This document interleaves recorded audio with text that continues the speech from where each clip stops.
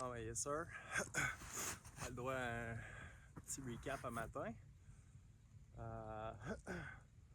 Recevoir le Coyote numéro 7 dans la saison 2024-2025.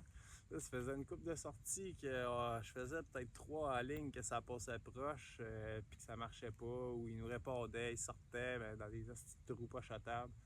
Comme hier, mettons, on est rentré à un 70 verges, j'ai pas été capable de le récolter partout. La shot n'était pas clean, c'était dans les branches puis tout. Puis il avait bien beau le barker, il arrêtait pas. Fait que. À matin, petite histoire d'un matin. Un peu comme d'habitude, avant d'aller me spotter, je fais souvent une tournée en truck parce que c'est quand même payant, on va se le dire. Là. Tu réussis souvent à spotter des coils qui sont éparpillés dans les terres puis qui n'ont pas le temps de se rentrer avant la clarté. Puis c'est en plein ça qui est arrivé un matin, dans le fond. J'étais sur le bord d'aller m'installer pour ma première passe, puis vu que mon spot que j'avais en tête, il était bien proche de ces coraux-là, qui sont immenses, on va se le dire, là, c'est géant, ces planches-là ici en arrière. Fait que j'ai décidé d'aller faire un petit tour de troc, 5 minutes de plus, pour apercevoir notre petit ami ici, qui était, comme je dis, c'est des champs gigantesques, là, ça doit être, je sais pas, 10 km par... peut-être pas 10, là, 5-6 km par 5-6 km, un gros carré. Puis c'est entouré de rangs. Fait que, puis il n'y a pratiquement rien, il n'y a pas de bois là-dedans, il y a des lignes de clôture, il y a des petits fossettes ici à gauche, à droite, là. Mais il n'y a rien, il y a rien vraiment pour se cacher. Fait qu'un coup qu'ils sont là-dedans, puis je les vois, ben honnêtement, ils sont un peu dans la merde. Mais ça arrive qu'ils gagnent la game pareil, là. Tu vois, cette année, je me suis fait déjouer 2 fois ici à date. Puis là, tu vois, à matin, ça a marché. Fait que, ben, c'est ça. Fait que commencer le tour de troc, spotter lui qui était super loin, en plein milieu des terres. Il était une coupe de champ, c'était peut-être 1 kilomètre par là-bas. Puis vu que j'ai le vent par ici, j'ai décidé de rentrer sur cette ferme-là le matin.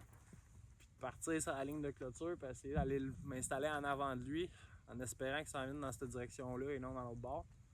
Le but, c'était de le caler, dans le fond. Puis c'est en plein ça qui est arrivé. Ça a été une extrémiste en tabarnak, là, on va se le dire. Là. Par le temps que je le spot, que je prenne une décision de où aller m'asseoir exactement selon le vent puis tout, il avait déjà fait un bout, le petit. Là. Il était déjà rendu pratiquement où je voulais aller m'asseoir. Fait que je suis monté, comme je dis, le long de la ligne de clôture. Peut-être fait un 300 verges dans le champ. J'étais à peu près à ça, 300 verges de où j'avais comme idée d'aller m'asseoir. Puis, ben c'est ça, dans le fond, je me suis fait surprendre. J'étais arrivé à une transition de 2 champs ou une ligne de clôture. Puis, il était déjà pratiquement rendu à ma hauteur. Fait que j'ai eu le temps juste de m'asseoir à terre. Puis, de sortir mon corps électronique du sac.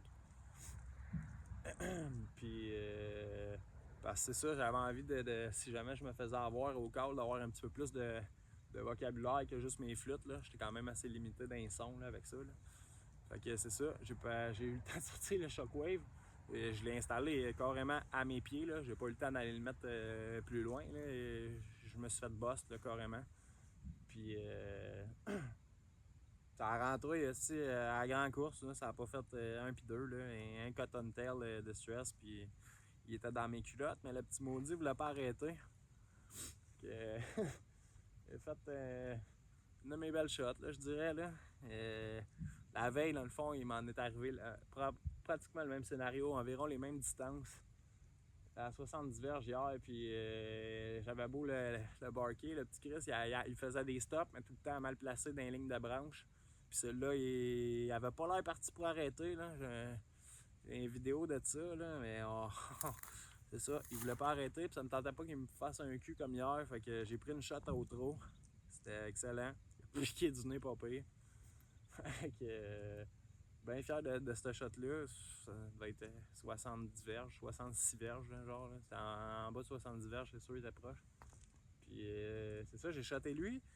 Puis je m'étais pas rendu compte qu'il était deux, dans le fond. J'avais réussi à en coller deux, mais je m'en suis pas rendu compte. Le temps que je voyais l'autre, il avait déjà fait un petit bout. Puis il était rendu à presque 400 verges de cul.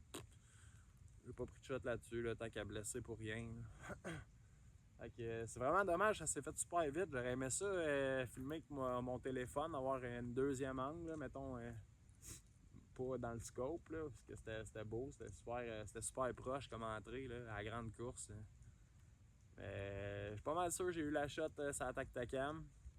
Ben hâte de publier ça, de pouvoir partager ça avec vous autres. Quand même fier de celle-là, c'était une belle. Fait que c'est pas mal ça le recap à matin. Coyote numéro 7, saison 2024-2025. On lâche pas tout le monde. Yes sir!